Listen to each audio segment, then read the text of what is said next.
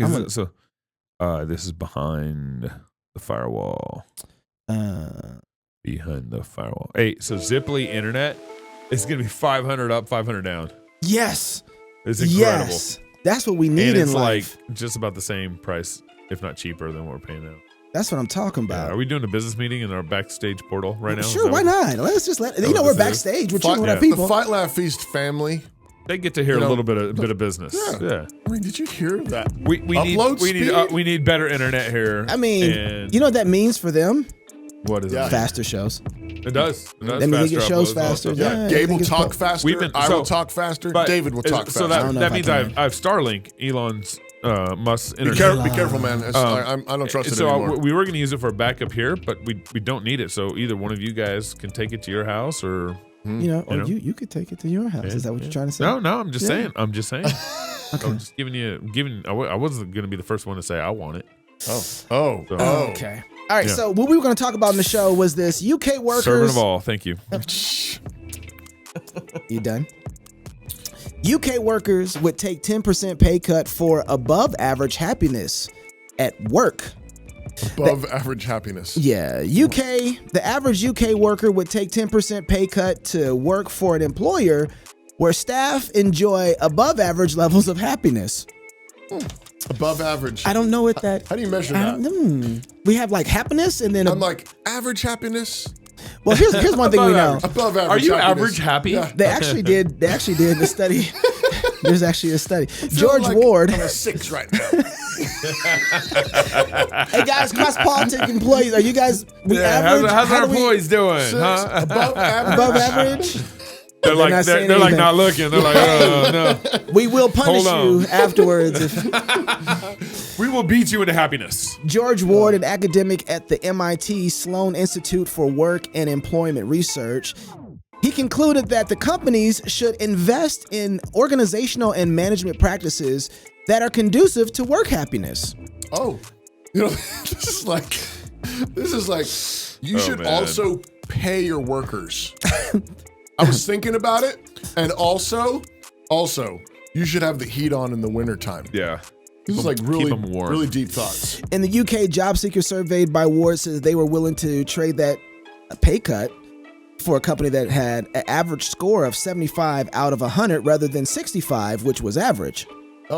Happiness. For a worker at the average UK income at $32,000, that would be equivalent to cutting your pay $3,660. They'd pay $3,000. That's how much for happiness 10 more costs. points of happiness. That's what that's worth. That's what they're doing. Like, so I would like to buy. More points of happiness. What money can do is it can raise your threshold of things you're willing to put up with. That's kind of what it does. That's right. It's true. That's right. That's exactly right. But it can only work for so long. Like there's a certain amount of this is what happened in COVID. Happiness is fickle, though, right? Yeah. So this reminds me of the happiness of the Lord is my strength. Yeah, that's right. The joy of the Lord, happiness is close. This reminds me of not really. What was her name? Miss Amity Slays. She was slaying it. She was phenomenal. I agree with you. Yeah. She killed it. She did. But remember what she said about unions. The fact, when you have these unions in place that don't allow workers to take lower wages, and don't allow employers to negotiate new wages. Right. That cramps it. Like, this is like sort of the flip side of it. They're saying like, we would totally take a pay cut. We would work for less for better work conditions, but they're probably not allowed to because of regulations, government regulations. Well, so when workers were asked what they meant by a happy workplace, they talked about work-life balance, team, and social relationships, enjoyment, and a sense of purpose in that order. Pay and benefits contributed, but was less so. So I just want purpose. Yeah, that's the lowest one. Right.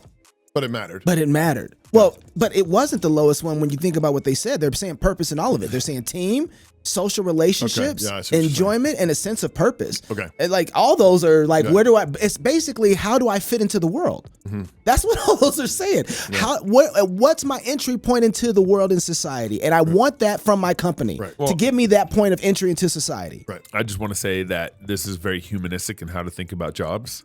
I remember talking to. Is it though? I remember talking to Dr. Ben Merkel, and one of the things he told me is like, God doesn't promise job satisfaction.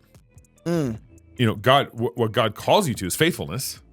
He calls you to provide for your family. He calls you to work. Now, if you at the end of the day are happy about your job and satisfied, it's a product of it, right? It's a product of being faithful but that's first, obedient. You're offering it up to the Lord first. That's right. If you're going to your job just because you want that job to make you happy, that's humanism. Yeah, but I don't think those two things are necessarily separate. I'm not saying they're distinguished, but I'm saying you have to get this first. You have to get this right first. You have to get who you're working for first. Right. I agree. I'm just saying, though, that it's not separate from that either. So obedience to God, there's a joy in that. There's fulfillment in that. Yep. All of the because that's what makes you more human is enjoying Him.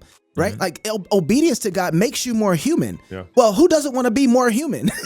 They're just going about. And that's joy. That's joy. I mean, that's real joy. When you're being what you're made to be. Yeah. Exactly. More human. Yeah. I think the problem here is like what we were talking about on the show. Pastor, the family is probably the most important institution because it takes even the teachers from the church and it makes human beings to grow up, to be citizens in America, right? But it also gives them an attachment to where they belong in the story, who they are, who their grandfather was, a pride in the fact that we have been trusting in the Lord for 6 generations. Wow, what a legacy, right? Yeah. God has been good to us through that time. This is how God has moved us and developed us. And so, and we have, because of that, we've reaped certain blessings and we sow those blessings and God blesses us again. Right. So your children find purpose in the world because of the family. All the things they listed, list them for me again. It was work-life balance, team, social relationships, enjoyment, and a sense of purpose in that order. Family. That's it. What they're looking for is family. Yeah. Right? Teamwork, purpose, all this stuff, work-life balance, where I fit in. Yeah, where I fit in. And I think so I think that's why God gives families one of the key reasons, fundamental reasons is that for those, as kids grow up in those families for 15, 20 years, and then you grow and you move out and you start your own families, but you have those connections. That's where those fundamental values are practiced and learned. Right.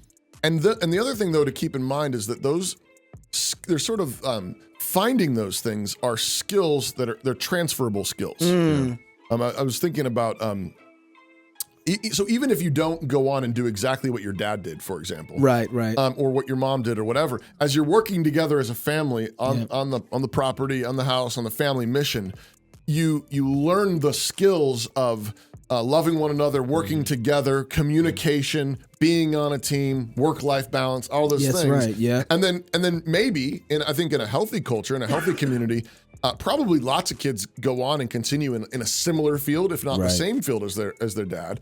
Though I don't think it has to be mandatory. No. Right. But when you don't have any idea what the family's for, and it's just sort of the place where you sleep and eat, and then you're just slingshot out into the world, you never learned those skills, and now you're trying to get them from the state. You're trying to get them from corporate America. Corporate America. I mean, in whatever. This case, but heavily regulated by the state. You're like, you're not going to find those things there. Last thing, really quick, was it just reminded me of thinking about transferable skills. One of the things that we did foster care for a number of years, and one of the things that some of our foster care workers talked to us about, which I think really resonated and I think had biblical echoes, even if they weren't Christians, was that they in the early days they actually used to move kids around, foster kids around a lot, because they thought that if they allowed them to stay in one place for too long, then they would form attachments, and then if they had to leave, they would break those attachments and it would hurt them too much. Yeah. So in the early part of the 20th century, the philosophy was move them around every few months. Yep. Yep. What they found was that what happened was they never formed attachments, Yep. never learned to love or trust anybody, Yep. and had some of the worst outcomes ever. Wow. And so they flipped about 20 years ago and actually said, no, it would be far better for them to actually form attachment for as long as we can. And even if it doesn't work out that they can stay there, Yeah. they're forming an attachment of love and loyalty and trust even though it hurts when it breaks, Yeah. it's a transferable skill. Yep.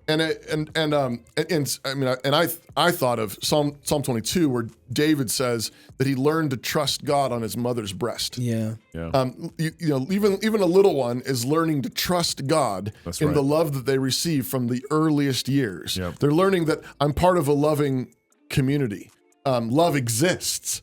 They're even learning that there's a God who cares for them. Yep. In just having food provided for them. And I think all of that is so crucial for, again, you want a thriving economy? That's Then right. you need thriving families.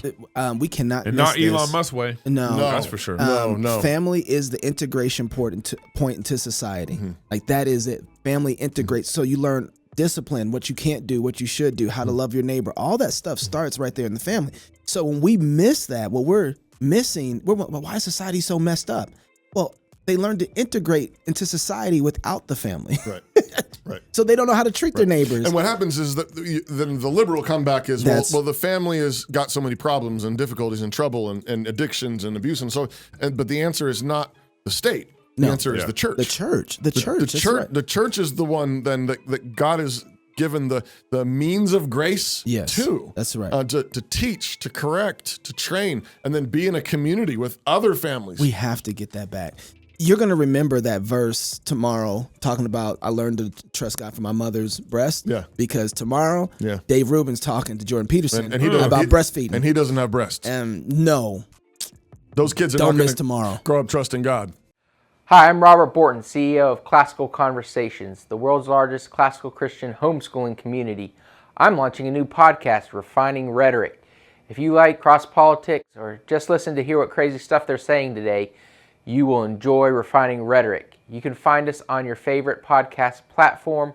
I practice the 15 tools of learning by interviewing great guests, looking at current events, and talking about cryptocurrency.